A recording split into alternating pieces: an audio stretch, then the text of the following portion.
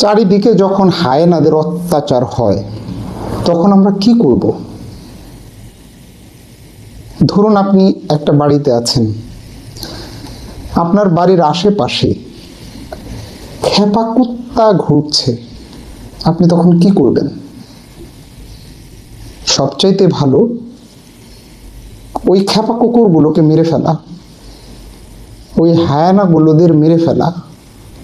আর যদি সেটা না পারেন তাহলে নিজের নিরাপত্তাটা আগে, বাড়ির ভেতরে অবস্থান করাটাই সেক্ষেত্রে শ্রেয়, কিংবা অন্য কোনো উপায় যাতে হায়ানাদের কাছে যেন না পৌঁছতে পারেন।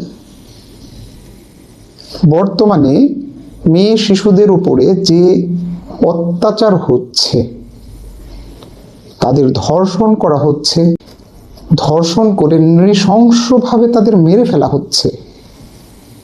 এখানে সেই হায়ানাদের মতোই, সেই খেপা কুকুরের মতোই লোকজন চারিদিকে ছড়িয়ে ছিটিয়ে আছে। এখন আমাদের কি করার আছে? একটা দেশে যখন কোনো অপরাধের বিচার না হয়, সে দেশে অপরাধ চলতেই থাকে।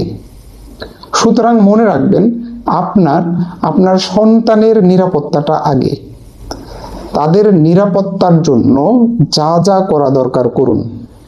যেখানেই যান না কেন আপনি সাথে থাকুন, কারো প্রতি বিশ্বাস রাখবেন না।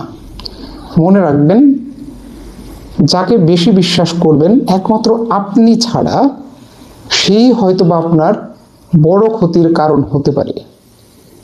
সবাই ভালো থাকবেন, সুস্থ থাকবেন।